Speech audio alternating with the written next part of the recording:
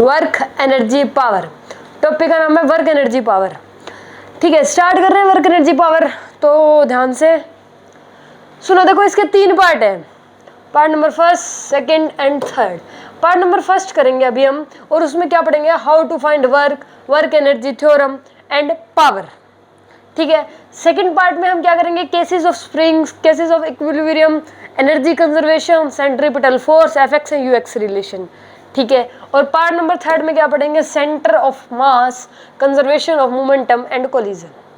ठीक है, तो इस वर्क एनर्जी एंड पावर को 3 पार्ट्स में डिवाइड कर रखा है। तो स्टार्ट करते हैं पार्ट नंबर फर्स्ट। लिसन, सुनो, देखो सबसे पहले how to find work, work कैसे फाइंड करते हैं। तो सबसे पहले ये वर्क आता कैसे है, कैसे मान लेते हैं कि वर्क होता है। देखो, वर्क हमेशा किसी ना किसी फोर्स की वजह से आएगा, वर्क हमेशा किसी ना किसी फोर्स की वजह से आता है। क्वेश्चन में ये गिवन होगा कि आपको फोर्स देगा तभी आपसे वर्क पूछेगा, बिना फोर्स वर्क नहीं पूछ सकता। क्यों? क्योंकि वर्क किसी ना किसी फोर्स की वजह से आएगा। ठीक है, फिजिक्स तो यही कहती है। ठीक है, तो सुनो, केस नंबर, इसमें कुछ 8-9 केसेस है, शायद देख लेंगे, बट कोई ना, अभी तो स्टार्ट करते हैं। Case number first, case number first, case number first क्या है कि एक ब्लॉक है। क्या है? एक ब्लॉक। अगर इस पे फोर्स इस तरफ लग रहा है, इस पे फोर्स इस तरफ लग रहा है, और इसकी डिस्प्लेसमेंट भी इसी तरफ हो रही है। क्या बोला मैंने कि अगर एक ब्लॉक पे फोर्स लग रहा है और जिस तरफ फोर्स लग रहा है डिस्प्लेसमेंट भी उसी तरफ हो रही है, तो इस केस में जो वर्क की वैल्यू होती है वो क्या होती है, F इंटू डी। क्या हो जाएगी? F into D. क्या हो जाएगी? F into D. मतलब इनके बीच का एंगल क्या होगा? 0 डिग्री होगा। ऑब्वियस सी बात है, अगर फोर्स इधर लग रहा है, डिस्प्लेसमेंट भी इधर हो रही है, तो इनके बीच का एंगल क्या होगा? 0 डिग्री। तो ये भी बोल सकते हैं कि फोर्स और डिस्प्लेसमेंट के बीच का एंगल अगर 0 डिग्री है तो इस केस में वर्क की वैल्यू बताओ। या फिर ऐसे भी बोल सकते हैं कि अगर फोर्स और डिस्प्लेसमेंट की डायरेक्शन सेम है, मतलब दोनों की डायरेक्शन सेम है, फोर्स जिस डायरेक्शन में लग रहा है उसी डायरेक्शन में डिस्प्लेसमेंट हो रही है, तो इस केस में वर्क की डायरेक्शन बताओ। तो दोनों का आंसर सेम ही क्या होता है? F into D. ठीक है, case number first clear. Unit और सुन लो, इसकी क्या होती है? न्यूटन, और इसकी क्या होती है? मीटर। तो यूनिट होती है न्यूटन मीटर, और 1 न्यूटन मीटर क्या होता है? जूल होता है। ये तो पता ही होती है सबको, है ना। सुनो, अब केस नंबर सेकंड, बस यही था केस नंबर फर्स्ट, याद करने की चीजें हैं। केस नंबर सेकंड सुनो, अगर इन दोनों के बीच का एंगल 180 डिग्री है, इन दोनों के बीच का थीटा एंगल क्या है? 180 डिग्री है। 180 डिग्री कैसे होगा कि हम फोर्स तो लगा रहे हैं इधर, लेकिन डिस्प्लेसमेंट हो रही है इधर, दोनों अपोजिट में हो रहे हैं। देखो, फोर्स लगाया इधर लेकिन डिस्प्लेसमेंट हुई इधर। तो इस केस में अगर फोर्स एंड डिस्प्लेसमेंट दोनों एक दूसरे के अपोजिट में है, इन दोनों के बीच का एंगल कितना है? 180 डिग्री है। तो इस केस में क्या होगा? फोर्स इंटू डिस्प्लेसमेंट वो सेम ही रहेगा, लेकिन ये क्या होगा? माइनस में। क्या होगा? माइनस में। ठीक है, वर्क क्या हो जाएगा? -F into D. ठीक है, अच्छा, अब एक ये डाउट आता है कि फोर्स तो हम इधर लगा रहे हैं, डिस्प्लेसमेंट इधर कैसे हो रही है, ये क्या लॉजिक है ना। ऐसा आता है ना माइंड में। तो सुनो, हम ये फोर्स लगा रहे हैं, लेकिन इस पे एक इस तरफ फोर्स लग रहा है, एक इनविजिबल फोर्स लग रहा है जो कि हमें दिखाई नहीं दे रहा। उस फोर्स की वजह से वो फोर्स शायद इस फोर्स से बड़ा हो, तभी वो डिस्प्लेसमेंट इधर हो रही है ना। तो इस केस में यहाँ पे एक फोर्स लगता है जो क्या होता है? इनविजिबल होता है। तो इस फोर्स की वजह से इसकी डिस्प्लेसमेंट इस तरफ होती है, वो नहीं दिखाते, आगे पता चलेगा इनविजिबल का मतलब क्या है। तो इस केस में क्या होगा कि डिस्प्लेसमेंट होगी इस साइड, फोर्स की डायरेक्शन होगी इस साइड, मतलब इन दोनों के बीच का एंगल कितना होगा? 180 होगा। तो इस केस में जो वर्क की वैल्यू है वो क्या हो जाएगी? -F into D. Minus work कभी नेगेटिव नहीं होता, ये डायरेक्शन को शो करता है, माइनस साइन। किसे शो करता है? डायरेक्शन को। क्यों? क्योंकि वर्क कभी नेगेटिव नहीं होता। सुना है कभी वर्क नेगेटिव? नहीं सुना ना, तो नहीं होता, सुना नहीं तो होता ही नहीं, है ना। 2 केसेस पता चल गए। क्या है दोनों केसेस? एक बार दोबारा से सुन लो। अगर फोर्स और डिस्प्लेसमेंट की डायरेक्शन सेम है, जिस डायरेक्शन में फोर्स लगाया और उसी डायरेक्शन में ब्लॉक की डिस्प्लेसमेंट हुई, तो इस केस में वर्क की वैल्यू क्या होती है? F into D. क्या होती है? F into D. और अगर दोनों अपोजिट है एक दूसरे से, दोनों अपोजिट है एक दूसरे से, फोर्स लगाया इस डायरेक्शन में, डिस्प्लेसमेंट हो रही है इधर, ठीक है, तो इस केस में वर्क की वैल्यू क्या होती है? -F into D. दोनों केस क्लियर? आगे बढ़ते हैं। ये क्वेश्चन करेंगे अभी, 2-3 केस और समझ लेते हैं फिर करेंगे। ठीक है, याद रखना। केस नंबर थर्ड, अगर फोर्स और डिस्प्लेसमेंट दोनों क्या है, एक दूसरे के परपेंडिकुलर है, दोनों क्या है, एक दूसरे के परपेंडिकुलर है, यानी इनके बीच का एंगल क्या है, 90 डिग्री है, तो इस केस में जो वर्क की वैल्यू होती है वो 0 होती है, वर्क नहीं माना जाता इस केस में। ठीक है, अगर डिस्प्लेसमेंट मान लो इधर हो रही है लेकिन इसमें फोर्स लग रहा है नीचे की तरफ, फोर्स कहाँ लग रहा है, नीचे की तरफ, तो इस केस में वर्क की वैल्यू 0 ही मान के चलते हैं, फिजिक्स तो यही कहती है। ठीक है, और अगर इन दोनों के बीच का एंगल कोई थीटा है, मतलब कोई भी एंगल है, इनके बीच का कोई एंगल है थीटा मान लो, तो इस केस में जो वर्क की वैल्यू होगी वो क्या होगी, एफ डी कॉस थीटा होगी। क्या होगी, एफ डी कॉस थीटा। ठीक है, देखो 4 केसेस है, 4 केसेस एक बार फिर से सुन लो और याद कर लेना क्योंकि आगे इनका यूज़ है। पहला केस क्या था कि दोनों की डायरेक्शन सेम है, फोर्स और डिस्प्लेसमेंट की डायरेक्शन सेम है, तो वर्क की वैल्यू क्या होती है, F D cos theta. Clear. Second क्या था, अगर दोनों अपोजिट डायरेक्शन में है, दोनों अपोजिट डायरेक्शन में, तो इस केस में वर्क की वैल्यू क्या होती है, minus F D, minus F D, हाँ माइनस एफ डी। और थर्ड क्या है कि अगर दोनों एक दूसरे के या परपेंडिकुलर है, दोनों एक दूसरे के परपेंडिकुलर है, तो इस केस में वर्क नहीं होता, वर्क की वैल्यू होती है 0। और अगर उन दोनों के बीच का एंगल, किन दोनों का, फोर्स और डिस्प्लेसमेंट के बीच का एंगल क्या है, कोई भी थीटा, जनरल एंगल है कोई भी, तो उस केस में वर्क की वैल्यू क्या होती है, एफ डी कोस थीटा। क्या होती है, F d cos theta. And work is a scalar quantity, work is a scalar quantity, work एक स्केलर क्वांटिटी होती है। क्लियर। ठीक है, आगे बढ़ते हैं। अब ये क्वेश्चन है, ये करके देखते हैं, करें। ठीक है, लेट्स स्टार्ट। अब ये क्वेश्चन है, work done bye 70 Newton, work done bye 70 Newton, 70 Newton force की वजह से वर्क डन कितना हुआ, ये रहा 70 न्यूटन। ठीक है, दिख रहा है, देखो फोर्स लगाया 70 न्यूटन ने इधर, और इसकी डिस्प्लेसमेंट भी इधर हो रही है, डिस्प्लेसमेंट तो इधर ही हो रही है ना, है ना, डिस्प्लेसमेंट इधर हो रही है 5 मीटर की। 40 न्यूटन फोर्स इधर लगा, डिस्प्लेसमेंट भी इधर हुई, तो वर्क की वैल्यू क्या होगी, एफ डी होगी। तो एफ कितना है, 40 न्यूटन, और डी की वैल्यू कितनी है, 5 मीटर, तो सॉरी 70 न्यूटन, और डिस्प्लेसमेंट की वैल्यू कितनी है, 5 मीटर, तो कितना आंसर आएगा, 350 जूल। देखो 70 क्या था, फोर्स की वैल्यू थी, ये क्या थी, फोर्स की वैल्यू 70 न्यूटन, डिस्प्लेसमेंट कितनी हुई, 5 न्यूटन, वर्क की वैल्यू क्या आएगी, एफ डी, एफ की वैल्यू कितनी है, 70 इंटू में 5, तो 350 जूल का वर्क किया इस फोर्स ने। और ये पॉजिटिव क्यों आई और एफ डी ही क्यों हमने फॉर्मूला लगाया, क्योंकि अगर फोर्स की डायरेक्शन एंड डिस्प्लेसमेंट की डायरेक्शन दोनों सेम हो तो इस केस में क्या होता है, एफ इंटू में डी, एफ है ये, समझ में आ रहा है।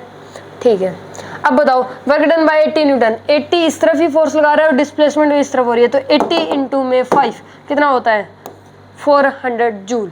क्लियर।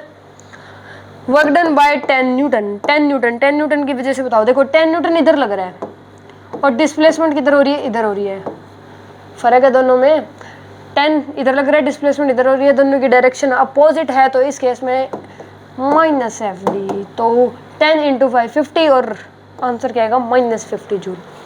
क्लियर, इजी है। अब work done bye 20 Newton, 20 Newton इधर लग रहा है, डिस्प्लेसमेंट इधर हो रही है, 20 इंटू 5 कितना होता है, 20 इंटू 5 100, आंसर क्या आएगा, -100 जूल। क्लियर। 50 न्यूटन की वजह से, 50 न्यूटन इधर लग रहा है, ये 50 न्यूटन इधर लग रहा है, डिस्प्लेसमेंट इधर हो रही है, इनके बीच का एंगल क्या है, 90 डिग्री, मतलब ये एक दूसरे के क्या है, परपेंडिकुलर है, तो इस केस में वर्क क्या होता है, 0। 60 न्यूटन भी एक दूसरे के परपेंडिकुलर है, फोर्स एंड डिस्प्लेसमेंट, तो इस केस में भी 0। इजी है यार, हो जाएंगे। ठीक है, अभी तो बेसिक ही है। अच्छा ये भी रहेगा, ये भी सेम, ये 30 इधर लग रहा है, डिस्प्लेसमेंट इधर हो रही है, इनके बीच का एंगल क्या है, 90 डिग्री, तो ये भी 0 और 40 भी। क्लियर, आगे बढ़ते हैं। अब ये क्वेश्चन है, जैसे देखो इसमें क्या दे रखा है, एफ वेक्टर दे रखा है, डी वेक्टर दे रखा है, क्या पूछ रखा है इसने, work done bye forces, work done बताना है तो क्या करेंगे, एफ डॉट डी, यही करेंगे। क्या होता है, A1 A2 प्लस में B1 B2 प्लस में C1 C2। ठीक, A1 A2, A1 क्या है, 4 2 जा 8, माइनस में B1 B2 करेंगे, 3 2 जा 6, माइनस में 2, तो आंसर क्या आएगा, 0। इजी है ना बहुत, है ना, हो जाएंगे। आगे बढ़े।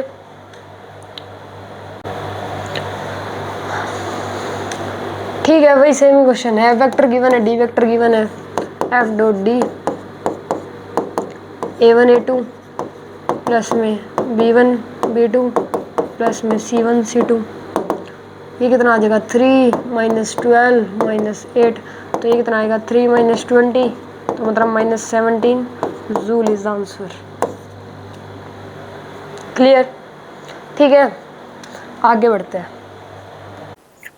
ये 3 क्वेश्चन रहते थे, है ना, तो ये सुनो। Question number first, when a body is moved along a circular path with the help of a string, the work done by tension on body is. देखो एक बॉडी है, क्या है, एक बॉडी है, वो सर्कुलर पाथ पे क्या कर रही है, मूव कर रही है with the help of a string. मतलब एक बॉडी को स्ट्रिंग या फिर जो रबर होता है उससे बांध रखा है और उसे सर्कुलर पाथ पे घुमा रहे हैं।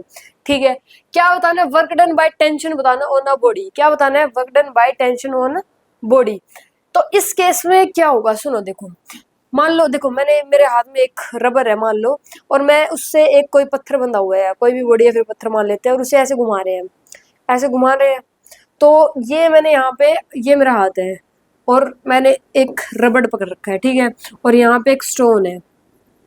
अब इस स्टोन को क्या घुमाना है, सर्कुलर पाथ पे घुमाना है।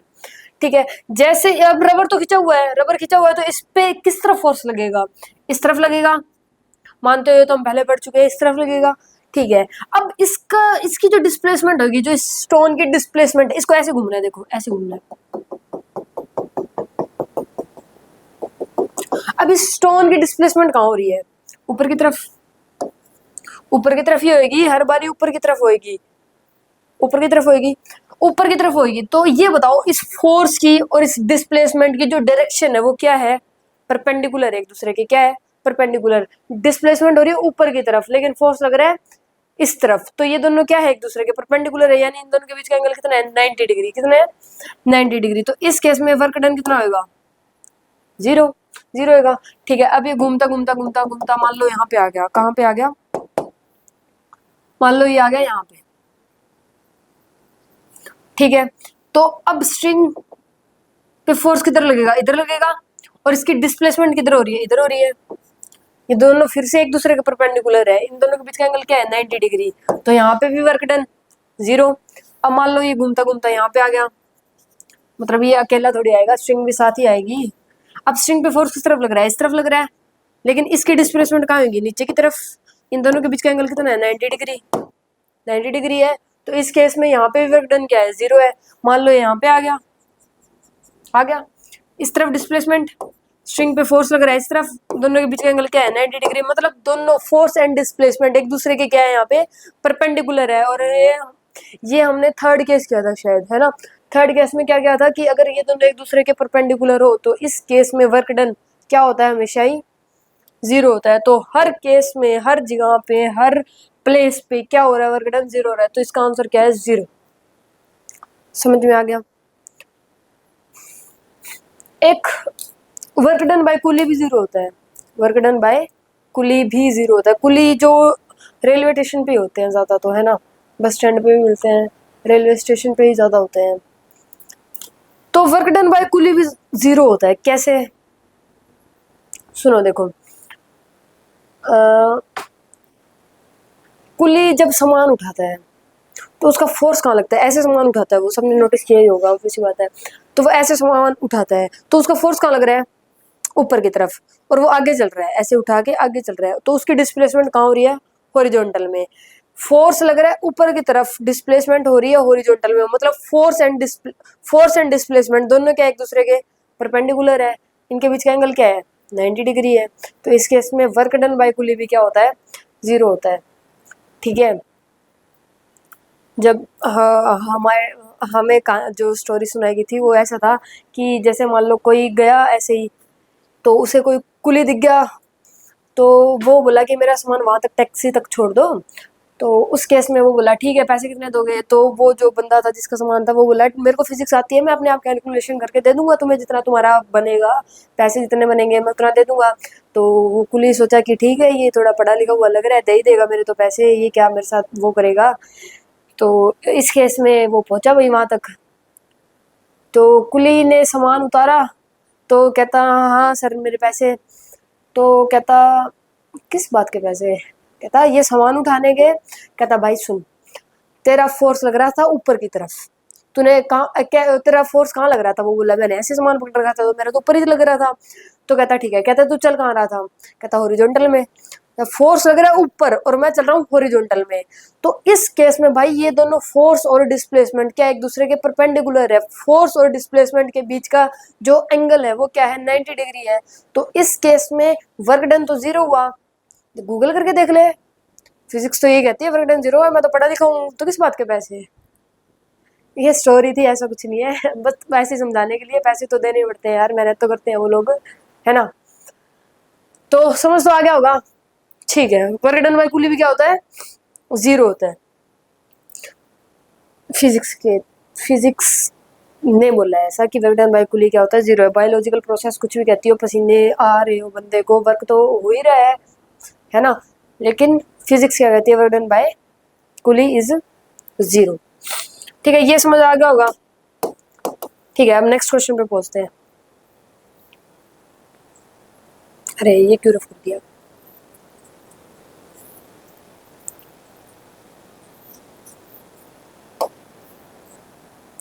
सुनो, when a gas filled in a cylinder fitted with a movable pistol is allowed to expand, work done by gas on pistol। ये भी सुनो, ये तो आगे भी पढ़ेंगे हम, लेकिन ये क्या बोल रहा है कि एक सिलेंडर है जो उसके अंदर क्या है? गैस है, ठीक है। और एक वहां पे उस पे क्या लगा हुआ है? पिस्टन लगा हुआ है, जो कि क्या है? मूवेबल है, मतलब जो एक्सपेंड, अगर इसमें गैस एक्सपेंड करना चाहती है तो वो एक्सपेंड कर देगा, ऐसा पिस्टन है, ठीक है। लॉक्ड नहीं है, पिस्टन को लॉक नहीं किया हुआ। तो वर्क डन बताना बाय गैस ऑन पिस्टन। सुनो देखो क्या है इसमें, ये सिलेंडर है यहाँ पे, ठीक है। क्या ये सिलेंडर, कंटेनर भी बोलता है, सिलेंडर भी बोलते हैं। ये पिस्टन है, क्या है? पिस्टन। यहाँ पे गैस है,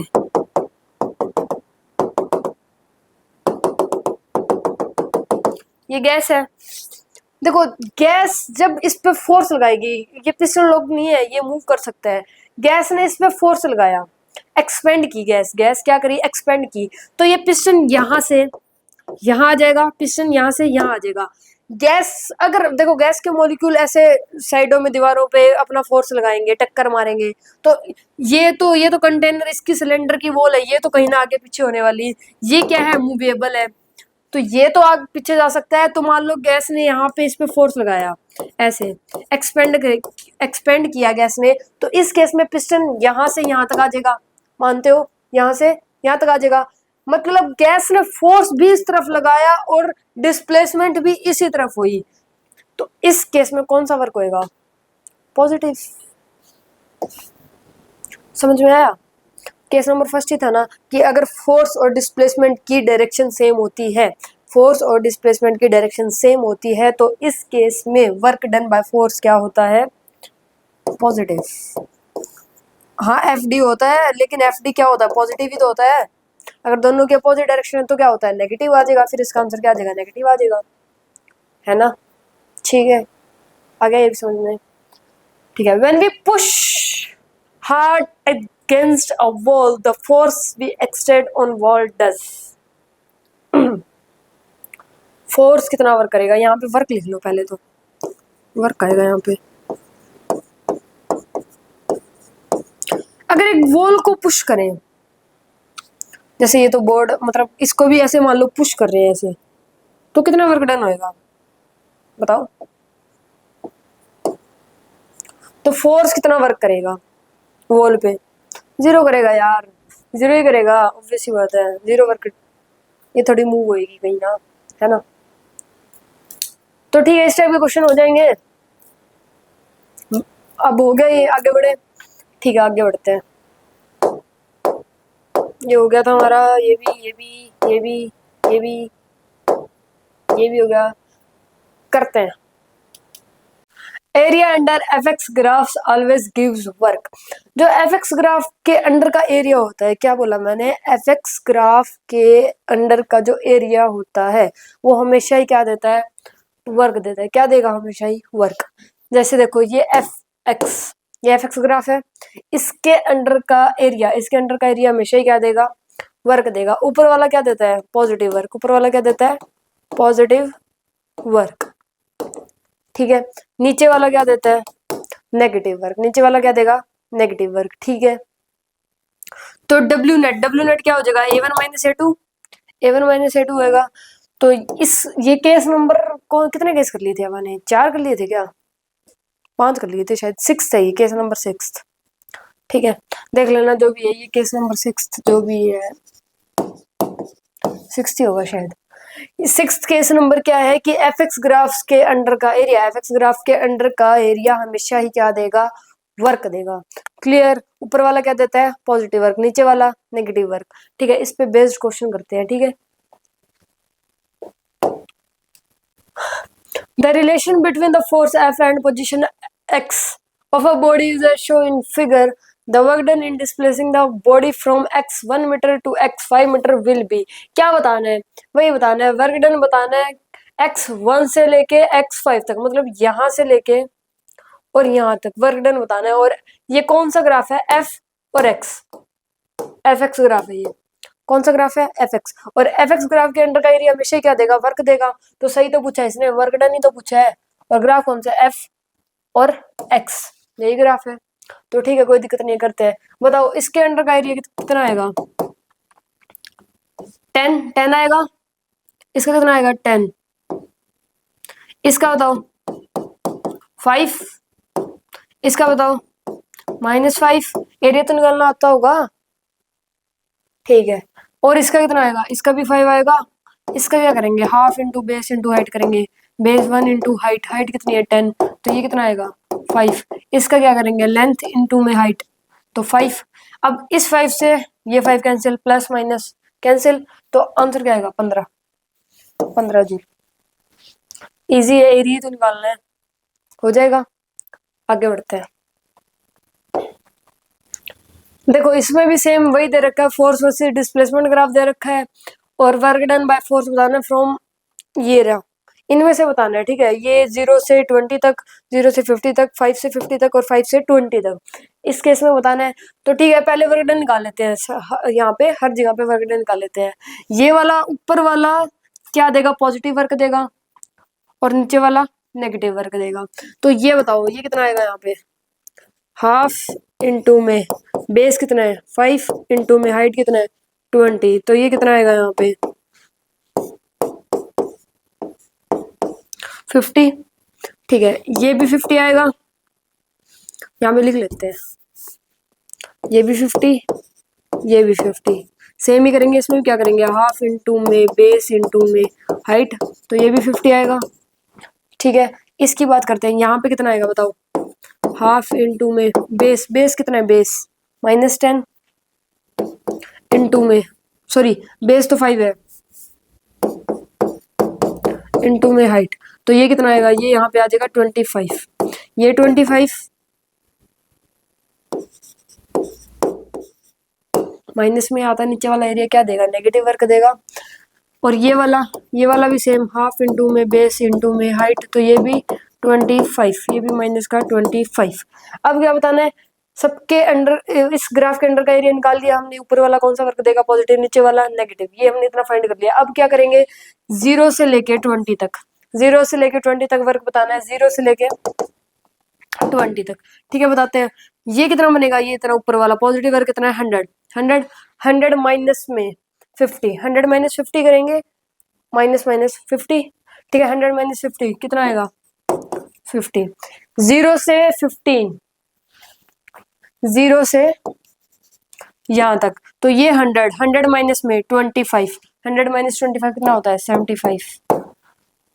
x 5 से x 15, x 5 से x 15, x 5 कितना है 50, 50 माइनस 25 कितना आएगा 25। 5 से 20, 5 से 20, 50 माइनस 50 तो 0। निकाल लो अंडर का एरिया, बहुत इजी है, बेसिक ही चल रहा है तो बिल्कुल ही, है ना, हो जाएगा ना। ठीक है आगे बढ़ते हैं, आगे देखते हैं क्या है। देखो अब ये केस नंबर 7 है, यहाँ पे लिख नहीं रखा बट कोई दिक्कत नहीं, केस नंबर 7 है क्या, हाँ 7 है शायद, देख लेना जो भी है, जितने भी केस है मेंशन कर लेना। देखो क्या है इसमें, इसमें एफ वेक्टर गिवन है, क्या है इसमें, एफ वेक्टर गिवन है। एफ वेक्टर क्या है, आई कैप जे कैप के कैप की फॉर्म में गिवन है, ठीक है। तो क्या है, 2 आई कैप प्लस जे कैप प्लस 3 के कैप, ये क्या है, एफ वेक्टर है। हमें क्या बताना है, वर्क बताना है, वर्क बताना है। अगर ये वेक्टर की फॉर्म में हो तो वर्क का फॉर्मूला क्या होता है, एफ डॉट डी, क्या होता है, F dot D, F D cos theta यहाँ पे नहीं लगेगा, यहाँ पे अगर ये वेक्टर की फॉर्म में है, आई कैप जे कैप कैप के कैप की फॉर्म में है, तो इस केस में क्या होगा, यहाँ पे कौन सा फॉर्मूला लगेगा, एफ डॉट डी, ठीक है। एफ डॉट डी लगेगा तो एफ तो है हमारे पास, एफ है ना हमारे पास, क्या नहीं है, डी नहीं है, डी नहीं है, डी फाइंड करें, वहां से वर्क निकल जाएगा। सुनो ये क्या बोल रहा है, बॉडी शिफ्ट फ्रॉम यहां से यहां, मतलब बॉडी यहां से यहां गई, इस पोजीशन से इस पोजीशन तक, ठीक है। ये इसकी डिस्प्लेसमेंट बता रहा है, मतलब इस पोजीशन से इस पोजीशन तक गई। सुनो देखो, इसको करने से एक क्वेश्चन करेंगे उससे ही समझ में आ जाएगा, क्वेश्चन तो एक और करेंगे लेकिन इस समझ एक में ही आ जाएगा, अगले वाला इजीली हो जाएगा। सुनो सबसे पहले क्या लिखेंगे, ये क्या है जहां पे बॉडी गई, ये कौन सा है, फाइनल, और ये क्या है, इनिशियल, फाइनल पोजीशन, और ये क्या है, इनिशियल पोजीशन। तो सबसे पहले क्या लिखेंगे, सबसे पहले लिखेंगे फाइनल पोजीशन वेक्टर, क्या लिखेंगे, फाइनल पोजीशन वेक्टर। उसके बाद क्या लिखेंगे, फाइनल इनिशियल वेक्टर, रुको क्या बोल दिया मैंने, initial position vector.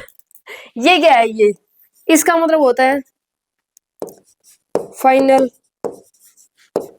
Position vector, ठीक है। इसका मतलब होता है इनिशियल पोजीशन वेक्टर। ये आर आई ये ही दिखाता है कि इसका मतलब क्या है, इनिशियल पोजीशन वेक्टर, और आर एफ क्या दिखाता है, फाइनल पोजीशन वेक्टर, ठीक है। फाइनल पोजीशन वेक्टर कौन सा है, ये वाला, ठीक है। इनिशियल पोजीशन वेक्टर कौन सा है, ये वाला। तो पहले क्या लिखेंगे हम, फाइनल पोजीशन वेक्टर लिखते हैं, आई कैप जे कैप के कैप की फॉर्म में ही लिखेंगे। आर एफ क्या लिखेंगे, 3 आई कैप प्लस में 8 जे कैप प्लस में 9 के कैप, क्लियर। ये क्या लिख दिया हमने, फाइनल पोजीशन वेक्टर, ठीक है। अब लिखते हैं इनिशियल पोजीशन वेक्टर, क्या लिखेंगे, इनिशियल पोजीशन वेक्टर क्या है, 1 आई कैप प्लस में 4 जे कैप प्लस में 6 के कैप। अब हमें क्या चाहिए,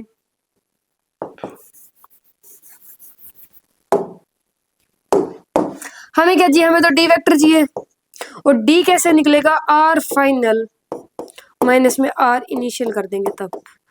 तो R final minus R initial कर रहे हैं तो इसका मतलब क्या है, इन सबके साइन चेंज होंगे, ऐसे ही होएगा, ठीक है। करते हैं, ये बताओ 3 - 1 2 आई कैप प्लस में 8 - 4 4 जे कैप प्लस में 9 - 6 3 के कैप। ये क्या गया हमारे पास, ये क्या गया, डी। एफ गिवन था, डी हमने फाइंड कर लिया। वर्क बताना है, वर्क बता देंगे, कोई दिक्कत नहीं है। वर्क कैसे बताएंगे, वर्क क्या होता है, F dot D, F dot D, F क्या है हमारे पास, मतलब एफ डॉट डी मतलब इन दोनों की मल्टीप्लाई करनी है, एफ डॉट डी का मतलब तो यही है। तो एफ ये रहा, डी ये रहा, 2 इंटू में आई कैप वालों की मल्टीप्लाई कर देते हैं, 2 इंटू में क्या करेंगे 2, तो यहाँ पे क्या आ जाएगा 4 प्लस में आई कैप के जो साथ लगा हुआ है उसके मल्टीप्लाई करेंगे, आई कैप के साथ में नहीं करेंगे, ठीक है। अब जैसे जे कैप है तो जे कैप के साथ जो लगा हुआ है उन दोनों की मल्टीप्लाई कर देंगे। यहाँ पे क्या है, जे के साथ 1, यहाँ पे क्या है 4, तो यहाँ पे क्या आ जाएगा 4 प्लस में यहाँ पे क्या है 3, और यहाँ पे क्या है 3, तो यहाँ पे क्या आ जाएगा 9। तो hence answer is 17 joule. Work done, कर लिया ना फाइंड। देखो इजी था, क्या दे रखा था इसने, एफ वेक्टर दे रखा था, बॉडी शिफ्ट फ्रॉम कहां से कहां गई ये बता रखा था, यहाँ से यहाँ पे गई, फाइंड वर्क पूछा था। पहले हमने क्या किया, वेक्टर डी निकाला, वेक्टर डी निकला तो हमारे पास एफ भी है डी भी है, वर्क का फॉर्मूला लगा दिया, F dot D, hence answer आ गया। क्लियर। एक और क्वेश्चन करते हैं, सेम क्वेश्चन है, वही है, इसमें भी क्या दे रखा है, एफ वेक्टर गिवन है, क्या है, एफ वेक्टर गिवन है, और बॉडी कहां से कहां गई, यहां से यहां गई। तो सबसे पहले क्या लिखेंगे, फाइनल पोजीशन वेक्टर क्या है, 6 i कैप प्लस में 4 j कैप प्लस में 2 k कैप। क्लियर।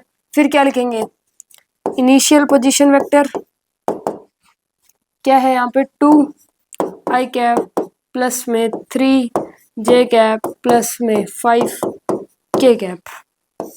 क्या चाहिए हमें, डी चाहिए, क्या चाहिए, डी। डी क्या होता है, R final minus R initial, यही है। तो अगर R final minus R initial कर रहे हैं तो इन सबके साइन क्या हो जाएंगे, चेंज हो जाएंगे। ठीक है, 6 माइनस 2 4 i कैप प्लस में j कैप माइनस में 3 k कैप। ये क्या आ गया हमारे पास, डी आ गया। एफ गिवन था हमारे पास, डी यहां से फाइंड कर लिया हमने। अब हम क्या करेंगे, वर्ग निकाल लेंगे। वर्ग का फॉर्मूला क्या होगा, F dot D, F dot D होएगा, एफ एफ की मल्टीप्लाई करो डी से। 4 यहाँ पे क्या है, 1 1 इंटू में 4 तो 4 प्लस में 2 इंटू में 1 तो यहाँ पे 2 प्लस में 3 माइनस का 3 इंटू में माइनस का 3 क्या आएगा 9। तो आंसर क्या आएगा हमारे पास 15 जूल आ गया। वर्क हो जाएंगे। ठीक है, आगे बढ़ते हैं। चलो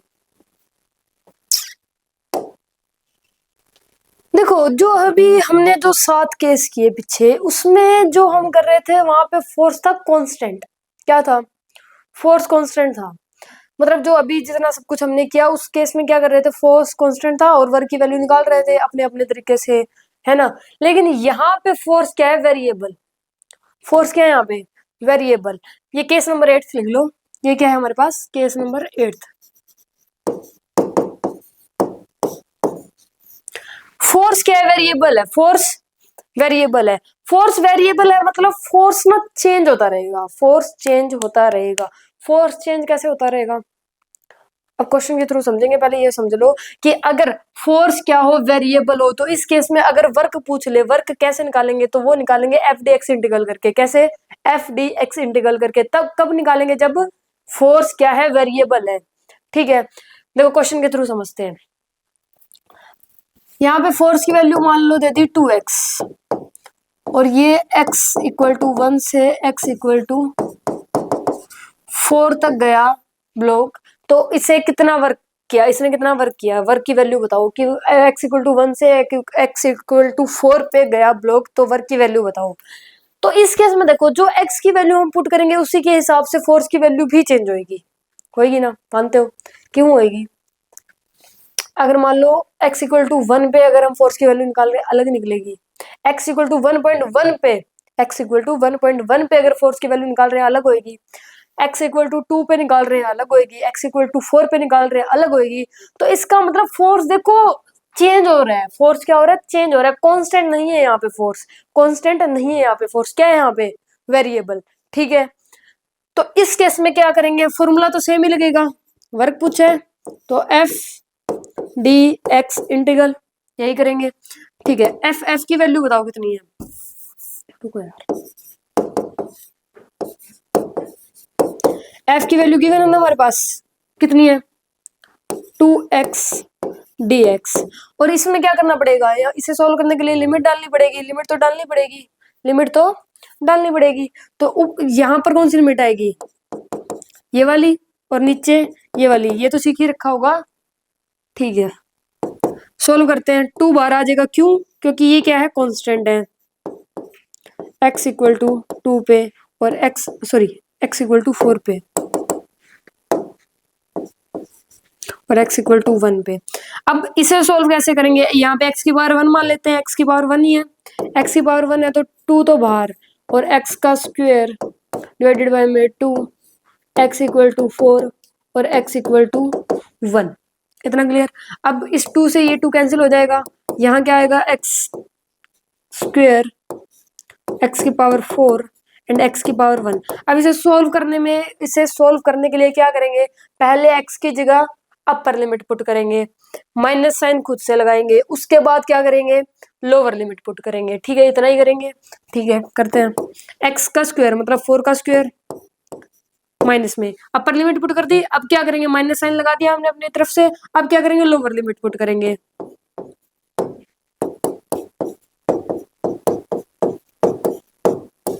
निकल गया वर्क डन। तो इस केस में, ऐसे केस में जहां पे वर्क निकालना हो, किस केस में, जब फोर्स क्या है, वेरिएबल है, उस केस में वर्क फाइंड करना है, तो हम कैसे करते हैं, F D x integral. Clear. एक क्वेश्चन और करते हैं। ठीक है,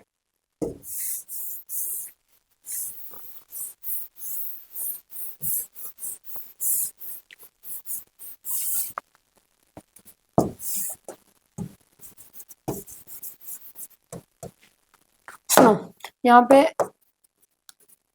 एफ की वैल्यू मान लो 3x²। ठीक है, x इक्वल टू 1 से चलो x इक्वल टू 2 ही गई, वर्क बताना है। ठीक है, वर्क की वैल्यू बतानी है, सेम वही फॉर्मूला करेंगे, एफ डी एक्स। एफ की वैल्यू क्या है हमारे पास, एफ की वैल्यू है 3x²। 3x², यहाँ पे क्या लिखेंगे, dx। यही करेंगे, ऊपर लिमिट कौन सी आएगी, x इक्वल टू 2 और यहाँ पे x इक्वल टू में 1। 3 बार आ जाएगा, क्यों, क्योंकि क्या है ये कांस्टेंट।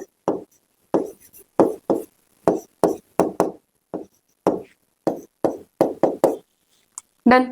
अब इसे सोल्व करेंगे, x की पावर 2 है तो x की पावर क्या हो जाएगा, 3। देखो इसे सोल्व कैसे करते हैं, ये ऐसे हो जाता है 2 + y1 डिवाइडेड 2 + में 1। ये होता है, ये फॉर्मूला होता है इंटीग्रेशन सोल्व करते हैं जब। ठीक है, अगर मान लो ऐसा दे रखा है, मतलब x की पावर 2 है, इसका करना है इंटीग्रेशन, ऐसे ऐसे ऐसे दे रखा है x की पावर 2 और इसका इंटीग्रेशन करना है, तो इस केस में ये ऐसा होगा कि इसकी पावर में एक ऐड कर देंगे और नीचे 2 + 1 कर देंगे, पावर में +1 कर देंगे। ठीक है, ये ऐसा होता है, इंटीग्रेशन में होता है ये। तो हमने क्या करना है, अब इसकी पावर में एक प्लस करना है। ठीक है, कर देते हैं 3।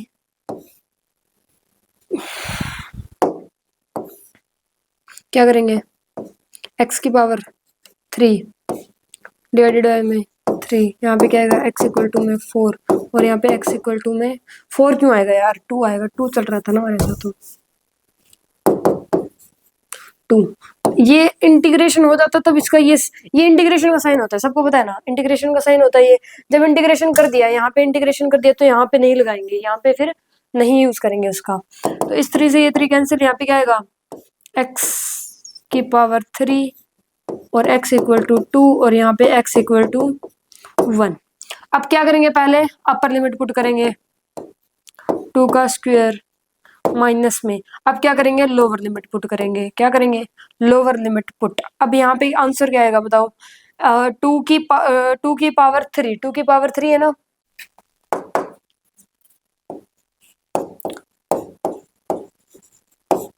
Seven joule. क्लियर। ठीक है, हो जाएगा, इंटीग्रेशन कर लोगे। ठीक है, आगे बढ़ते हैं।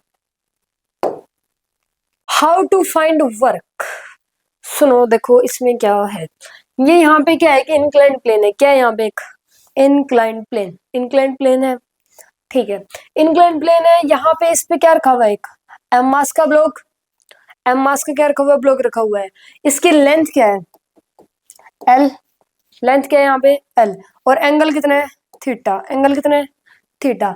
अगर, और म्यू भी गिवन है, म्यू गिवन है। अगर ये ब्लॉक ए से बी गया, when block moves from A to B, moves from A to B, मतलब ऊपर से कहाँ आ रहा है, टॉप से कहाँ आ रहा है, लोअर पे। तो इस केस में अगर ऐसा क्वेश्चन दिख जाए, तो इस केस में आपसे 3 बातें पूछ सकता है। 3 बातें क्या पूछ सकता है, कि वर्क डन बाय एनजी, ये बताओ, वर्क डन बाय फ्रिक्शन, ये बताओ, या फिर work done by normal reaction. अगर एक इंक्लाइंड प्लेन है, उसकी लेंथ क्या है, एल है, एंगल गिवन है, और क्या है, ब्लॉक रखा हुआ है उस पे, और वो ब्लॉक अगर ऊपर से नीचे आ रहा है, कहाँ से, ऊपर से नीचे आ रहा है, तो इस केस में कौन कौन सी बातें पूछ सकता है, work done bye mg, work done by friction, work done by normal reaction. तो सुनो इनकी वैल्यू क्या होती है। अगर वर्क डन बाय mg पूछ रहे, क्या पूछ रहे, वर्क डन बाय mg, तो इसकी वैल्यू होती है mg इंटू में वर्टिकल शिफ्ट। क्या होती है, mg इंटू में वर्टिकल शिफ्ट। वर्टिकल शिफ्ट का मतलब होता है ये, यहाँ पे जो भी होगा साइन थीटा होता है शायद, हाँ वर्टिकल शिफ्ट होती है ये वाली, हॉरिजॉन्टल शिफ्ट होती है ये वाली। ठीक है, वो आगे समझेंगे ये आया कहाँ से, लेकिन अभी तो याद ही कर लो। कंफ्यूजन क्रिएट करने से क्या होता है यार, सब्जेक्टिव में सब कुछ ही होता है, बट उसकी नीड ही नहीं है, सिर्फ याद ही ये करना है, तो यही कर लेते हैं।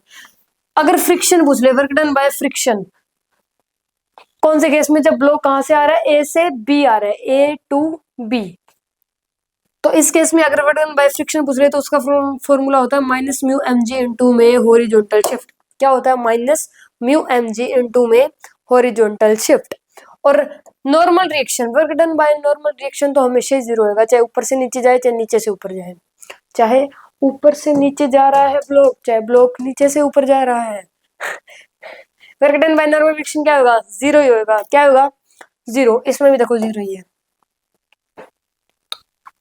अब बात करते हैं, ये तीनों बातें समझ में आ गई ना।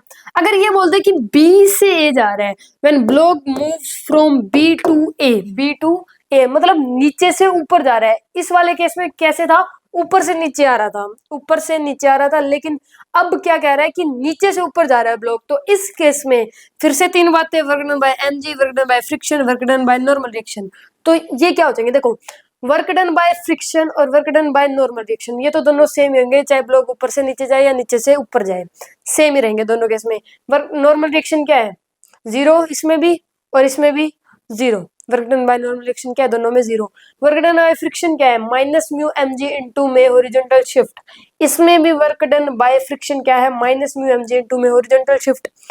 बस फर्क क्या आ जाएगा, बस एक इस माइनस साइन का। अगर ब्लॉक बी टू ए मतलब बी टू ए मतलब नीचे से ऊपर जा रहा है, अगर ब्लॉक नीचे से ऊपर जा रहा है, अगर ब्लॉक नीचे से ऊपर जा रहा है, तो इस केस में जो work done by M G है उसकी वैल्यू क्या हो जाएगी, माइनस एम जी इंटू में वर्टिकल शिफ्ट।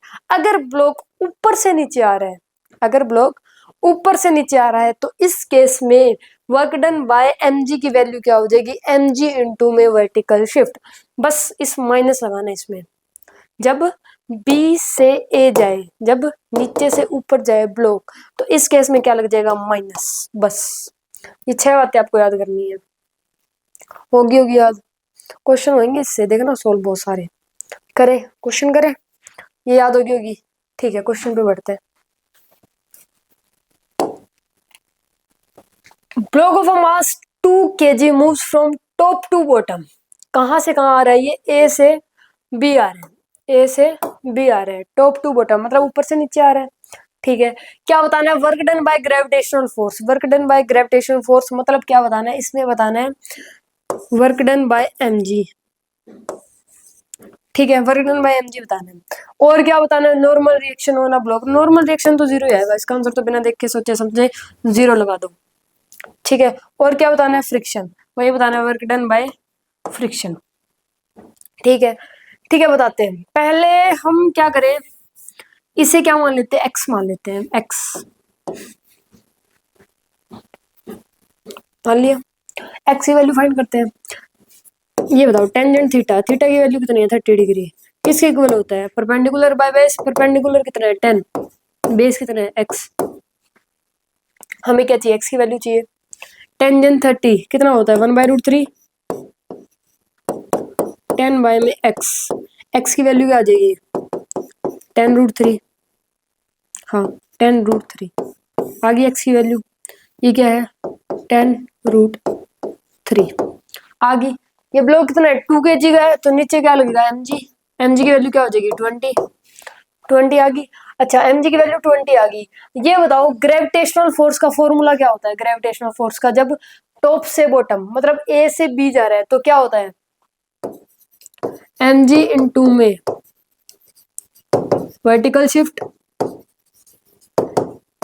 यही होता है, यही होता है। तो mg है 20 इंटू में वर्टिकल शिफ्ट। तो आंसर क्या आएगा 200 joule. Clear. Work done by normal reaction तो 0 आई। Find work done by friction force on block. Friction force on block formula क्या होता है इसका, माइनस में म्यू एम जी इंटू में हॉरिजॉन्टल शिफ्ट, यही है। माइनस में म्यू एम जी, म्यू की वैल्यू कितनी है 1.0.1, एम जी 20 इंटू में हॉरिजॉन्टल शिफ्ट 10√3।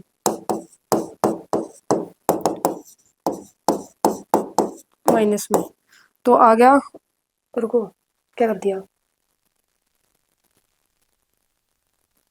है,